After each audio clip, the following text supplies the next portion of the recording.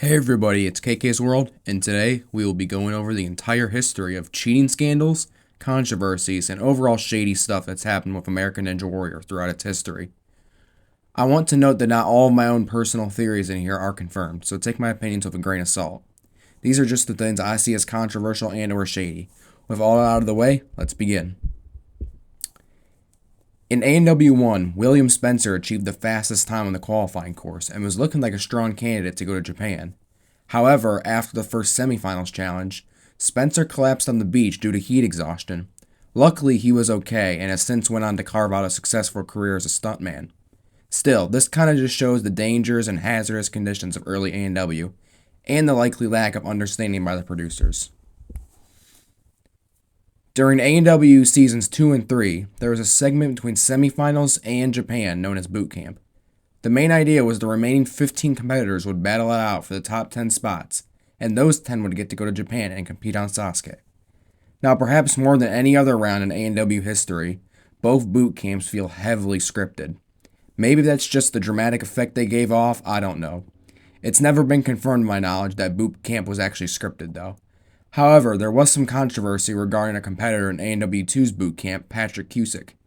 Basically, instead of accepting that he probably wasn't cut out for Japan, Patrick decided to cry and whine and beg his team not to let him climb the ropes and face elimination.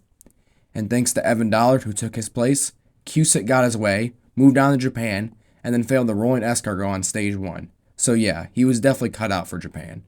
Joking aside, this situation was pretty frustrating, and it's one of the first examples of controversy in A&W. In the semifinals of A&W Season 3, 14 competitors faced the unstable bridge, the 8th obstacle on the course, but only one of them made it through. Now normally this would just be the result in an extremely difficult obstacle. However, the unstable bridge isn't the type of obstacle to have a 1 for 14 clear rate, so what happened? Well, two things. First was the wind, as it was particularly windy that day, causing the planks to blow around. The second, and more likely, is the fact that the planks were held by bungee cords instead of chains. These factors, combined with the usual fatigue from the 7 obstacles before, led to only Ryan Stratus being the first to clear. This could be considered the first major controversy regarding the course itself, but it is definitely not the last we'll talk about. Moving on, Travis Furlanick was a solid early competitor on A&W, who also just so happened to be the nephew of the Godfather, David Campbell. In A&W Season 4, Travis qualified for Vegas, but reportedly on his way to Vegas, Travis was pulled over and he received a DUI. Rumors say that he was later convicted of this crime. This could explain why his runs on A&W 4 were digested, and he overall received very little attention all season. If this is true, it's pretty unfortunate, as Travis was a very good competitor and also an early example of a speed demon. In A&W 4, the usual top 10 going to Japan were traded for a much larger competitor pool taking on a replica of the 4 stages in Las Vegas. Along with this, A&W claimed to have brought the blueprints of the Japanese course over to America. The problem? Well, either the course was assembled by people who didn't know how to read a blueprint, or there weren't any blueprints at all. This was especially apparent on stage 2. The course was built so cheaply and it was just pure junk. Out of the 24 competitors that made it there, only one cleared, Brent Stephenson. And that brings me to my next controversy. You see, on the broadcast, they claim that Brent made it with mere milliseconds left, but this is heavily rumored to be false. The more likely explanation is that A&W wanted a stage 3 and the storybook ending of Brent clearing the cliffhanger, so they let him through even though he probably timed out. You guys remember the streaker who crashed the course in A&W 5 stage 1? Well, it turns out this is completely fake. The man's name is Thomas Tapp, and he actually wasn't even naked either, as he was wearing skin-colored shorts. I should also mention that Thomas is a parkour trainer, which explains how he made it so far into stage 1 so quickly. If you still think the streaker is real, consider these things. Why would A&W, a family-friendly show, openly promote a fully nude man running the course?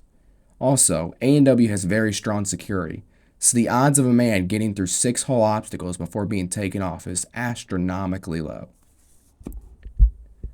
In A&W 5, when Brian Arnold was attempting the ultimate cliffhanger, one of the ledges snapped off completely, causing him to fall.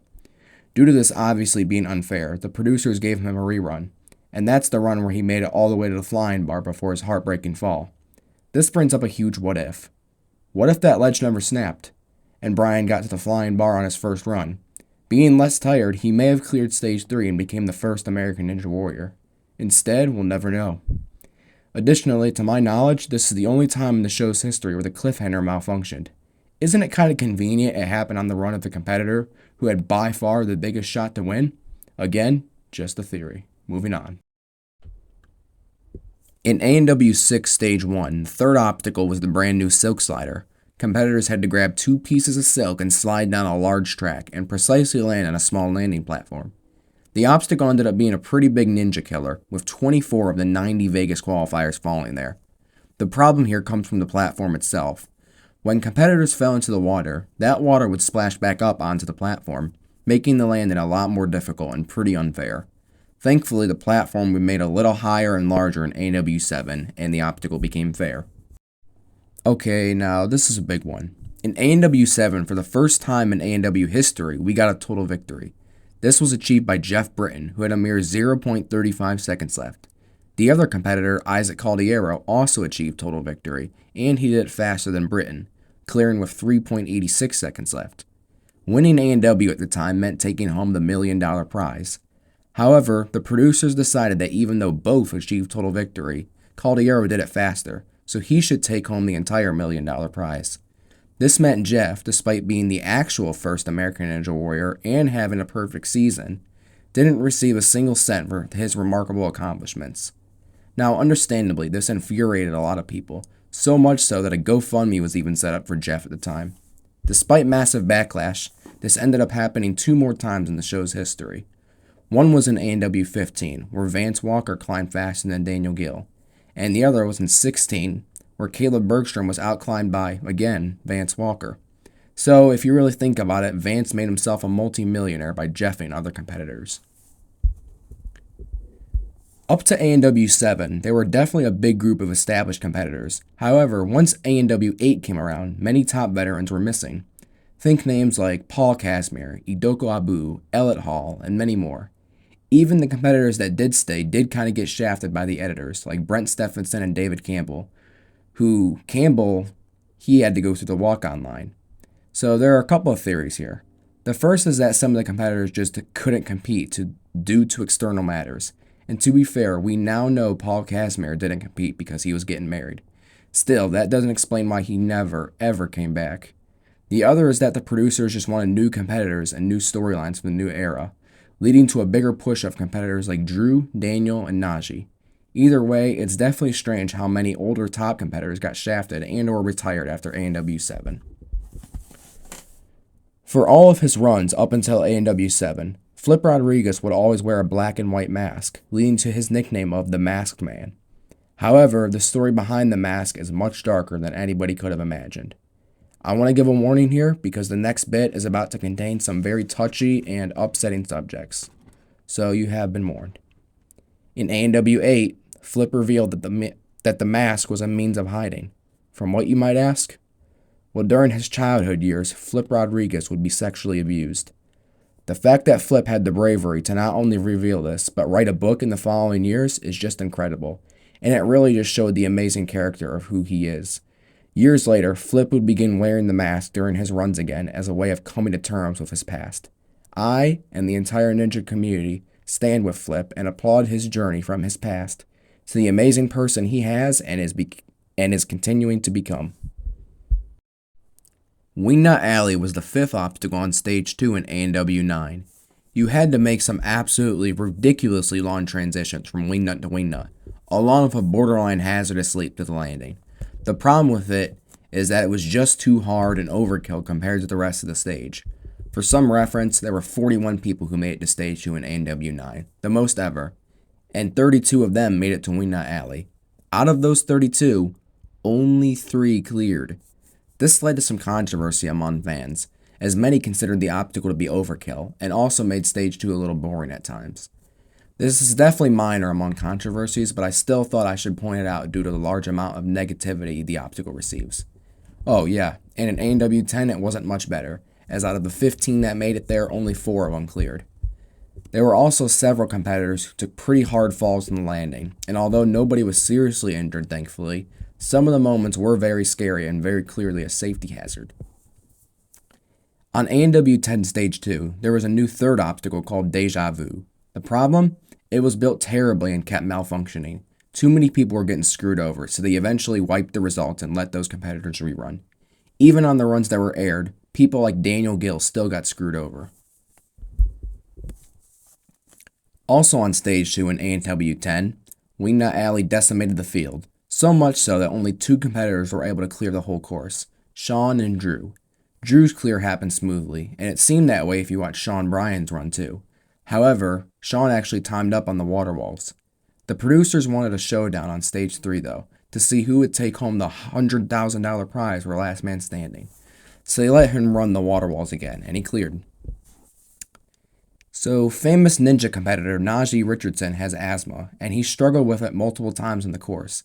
Times he struggled included A&W 9 Stage 2, A&W 10 Stage 2, A&W 12 semifinals, and A&W 15 Stage 1. To my knowledge, on none of these attempts did Najee ever get a rerun. Now this could be due to his asthma being too much at the time to even try and get some rest and try the course again, and I also don't know how the medical team handled any of these situations, but especially in A&W 10 on the water walls, you could tell Najee was really struggling to breathe. Maybe he said he was okay behind the scenes, but if someone is struggling to breathe on an underwater obstacle, you should probably jump in there and rescue them. In the Baltimore City Finals in A&W 11, there was a new 8th obstacle called the Angry Birds. This obstacle involved 8 small sets of handhelds that required absolute precision and perfection on every transition. Out of the 22 that made it there, nobody cleared. 0. To this day, it is the only time a semifinals episode has ever ended on the 8th obstacle. The main controversy here is the obvious difficulty. Many people believe this obstacle was genuinely impossible, so much so that they actually had to test their attempt at just to show it actually could be beaten. In short, Angry Birds is the hardest obstacle in A&W history, with an 0 for 22 clear rate. In A&W 11, a record 21 competitors made it to Stage 3. However, during the original filming, the producers deemed there were too many fails on the ultimate cliffhanger. Due to this, they decided to scrap results and push filming back a day. Now yeah, they wanted better TV, but there were other times when this happened, even in the same season, and they didn't delay anything. For example, the Angry Birds that we just talked about. It really makes me wonder, what if Drew and or Daniel failed the cliffhanger originally? This leads me to my next point, which is producers wanted Drew to win. Yeah, so along with this story, there's also several other controversies and matters that lead me and a lot of others to believe that the producers really wanted Drew Drechsel to be the next American Ninja Warrior. For one, the safety pass. It was introduced this season, and Drew won it in the Atlanta region. He ended up having to use it on Stage 1, and this ended up saving him and helped him earn $1 million. Another point comes in the final stage. Allegedly, the people working the stage for a rope helped pull Drew's harness up more than Daniel's, leading to him finishing and winning $1 million and Daniel timing out. All of these matters, combined with the fact that Drew was arguably the face of the show at the time, lead me to believe the producers absolutely 100% rigged this season in order for Drew to win. Big warning for this next point, it contains topics that could cause distress and certain feelings for some audiences. Yeah, we can't talk about Drew without mentioning this. On August 4 of 2020, the year after Drew's big win and mere weeks after the filming of A&W 12, Drew Drechsel would be arrested at his home for crimes involving minors. The crimes and descriptions are absolutely horrifying and deeply disturbing, so I'm not even going to discuss them here. But anyways, after a long and lengthy process lasting multiple years and many court delays, Drew would eventually take a plea deal and would later be sentenced to just over 10 years in prison. Understandably, NBC severed ties with Drew the day following his arrest, and Inouye also likely cut ties. However, I mentioned that the arrest happened after the filming of A&W 12, meaning Drew competed in A&W 12. Because of this, all mentions and scenes with him had to be completely edited out last minute. This led to an awkward end in the season premiere, in which there was no power tower at the end, due to Drew being one of the racers. Thankfully, Drew ended up not doing well enough to be in the top 8 Power Tower playoff at the end of the season. Still, the story of Drew Drechsel is deeply disturbing, and I pray that the victim, or victims, felt some sort of justice and can take at least a little comfort in the fact that he is serving a lengthy prison sentence. About a week following Drew's arrest, Brent Stephenson posted a video to his Instagram account in which he essentially rationalized Drew's crimes and actions. This obviously garnered a ton of backlash from the community.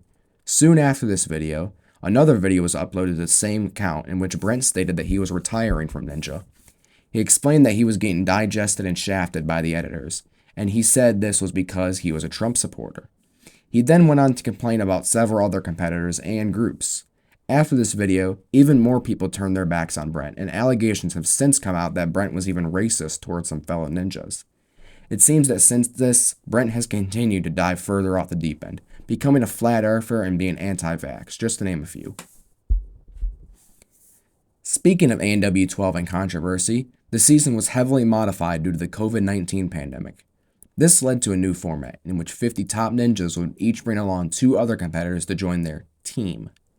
The only problem with this is that the teams were completely fabricated and picked by production. Not really much else here, just scripters being scripters. After the introduction and rollout of the COVID-19 vaccines, A&W decided to make a rule. For A&W 14, all competitors were required to show proof that they had received the COVID-19 vaccine. This understandably caused some controversy, as some prominent competitors, most notably Daniel Gill, refused to get the vaccine and therefore were not able to compete. Even though it was pretty controversial, some people did joke and meme about it, like Ryan Stratus. Overall, this was one of the most controversial rules in A&W history and definitely caused some division that echoed a divided country. Similarly to Deja Vu, on Stage 1 in A&W 14, the third obstacle, the giant roller coaster, kept malfunctioning. In this case, the wheels in the second track were malfunctioning, and a ton of people were falling, leading to producers changing the wheels. Everyone who failed the obstacle before the wheel change was given a rerun. In A&W 14, Anthony Porter, one of the Stage 1 competitors, was running low on time to clear the stage. However, when attempting the high road jump, Porter missed the ring and fell on his head onto the platform, immediately giving him a concussion. Fortunately, after being stretchered off to a hospital, Anthony would make a full recovery, and he would be back for A&W 16. Understandably, most likely not to show anything graphic, Porter's run was cut from broadcast. Now this one is entirely just a theory, but here it is. Basically, people believe that A&W 14 was supposed to have a cons end due to the course being nerfed. I believe they were trying to get multiple people on the final stage, given we had the second highest Stage 2 clear count ever. They also decided not to change much on Stage 3. The Patriot Pass became a laughably easy first obstacle, and the Ultimate Cliffhanger and Pipe Dream were both back unchanged, despite the fact that 3 out of 4 competitors cleared both in the previous season. These intentions were made clear by Thomas Dowhite, a source familiar with A&W and their behind-the-scenes work. He explained that Stage 3 was left largely unchanged due to the producers wanting multiple finalists. There is another theory that the final stage was also rigged to prevent a winner. A lot of people believe that there was no way 5 people could try that rope climb and nobody could get it in time. So they started blaming the pole and belay system like we talked about with A&W 11. Thomas would later debunk this theory as false. Still, for a pretty decent season, A&W 14 had a lot of controversy. Another warning disclaimer here, this section talks heavily about politics, including some with extreme views. The feelings, beliefs, and actions of anybody talked about here does not reflect my own political and or societal opinions. Here we go. Now we talked about this a little bit with Brent, but there are some, especially conservatives, who believe that A&W is actively promoting liberal propaganda. To their credit, the show has let some social justice issues creep into the show sometimes, especially in and since A&W 12. These include Ninjas for Black Lives during A&W 12, which gained momentum along with widespread protesting following the murder of George Floyd, and several stories and fluff pieces focusing on the LGBTQ+ community. One Redditor even made the claim that A&W is a Democratic agenda puppet. They claimed Joe Morawski was shafted simply for supporting Republicans, and that Flip and Najee both got robbed because they were both Christians. They even went so far as to claim the cliffhanger ledges were greased in A&W 14 during Flip's run, and that caused him to fail. Additionally, this same Redditor also falsely claimed the 5 finalists of A&W 14 as unsavory individuals. Specifically, they called Josh Levin a PDF file, RJ Roman, they called him a Satanist, they called Josiah Papel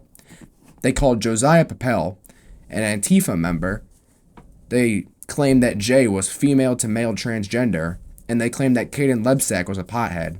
Needless to say, this Redditor was eventually banned from r/A&W for this blatant trolling. Overall, I think A&W has their own choice on what they want to show and promote, but I wouldn't say they outright promote liberal propaganda. If they did, then they may have stopped once Trump became president again, about a year ago. This is backed up by the massive promotion of Kai Beckstrand, the main character of A&W 17, who comes from a known family of Trump supporters.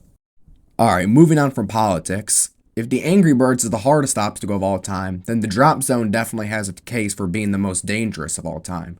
The obstacle involved rotating bars around before they suddenly drop down towards the competitor. This obstacle caused tons of injuries, or at least a bunch of nasty bumps and cuts to the head. The two most notable were Sean Bryan and David Campbell, who both had large amounts of bleeding due to cuts on the head sustained from the obstacle. Thankfully, in the next episode, a foam pad was added, but this obstacle was still a pretty big safety hazard and was definitely not well received by fans. On A&W 15, there were 8 finalists, the most of all time, and believe it or not, we were pretty close to getting a 9th, until Jarrah Boyd fell on the final transition of the final obstacle, road signs. Now this is what was shown.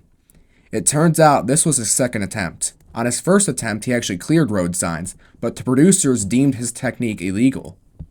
Even more unfairly, they gave him 2 options. He could either take the fail and be cut, or run again and fake a fail to be shown. So yeah, this fail was almost certainly faked, and it's a real shame because Jarrah Boyd is an incredible competitor. And one more gut punch from the producers, Jarrah got a really bad edit that year, filled with digests despite being one of the top competitors the whole season. The USA vs. the World specials were annual specials that took place from before A&W 6 all the way up to right before the pandemic. They would involve a team of American competitors competing against several other nations and regions. When I was a kid, these were easily my favorite specials, but now that I know what happened behind the scenes, my opinion on these specials is so heavily tainted. Basically, there was a lot of rigging behind the scenes. On the second edition of the special on Stage 3, the score was tied 6-6 between the USA and Europe after the first heat, with Team Japan being left scoreless. In the second heat, Yusuke Morimoto of Team Japan, have you heard of him? Became the very first competitor to beat Stage 3 on American soil. Following him, Stefano Ghisolfi of Team Europe finished the stage. The problem? Yusuke's time was heavily inflated, and on set, he actually won the heat over Ghisolfi by 3 seconds. However, the producers likely wanted to climb off on Stage 4 between Team USA and Team Europe, so Stefano Ghisolfi was given the win. This isn't the only controversy surrounding these specials either. Throughout the specials, there were fluff pieces for the international competitors, including those of Team Japan. Since very few Americans understood Japanese, NBC put voiceovers on the Japanese fluff pieces. The problem was that most of these voiceovers were actually pretty stereotypical, and many even consider them to be racist. Overall, throughout the history of these specials, NBC ended up showing Japan tremendous disrespect, something that hurts even more when they were aware that without the Japanese and without Sasuke, their show and their titan of a brand wouldn't even be possible. It's really upsetting, and if these specials ever return in the future, I hope nothing like this happens again. Well, there you have it. These are all the controversies, scandals, and overall shady moments from the history of American Ninja Warrior. I want to remind everybody that this probably isn't nowhere near the full list, and there's probably some that I'm either forgetting or that haven't been revealed to me or anybody else in the public yet. Anyways, this video was an absolute blast to make, and really took me down memory lane, although it was for the wrong reasons most of the time. With that, thanks for watching, hope you enjoyed, and as always, stay happy and healthy.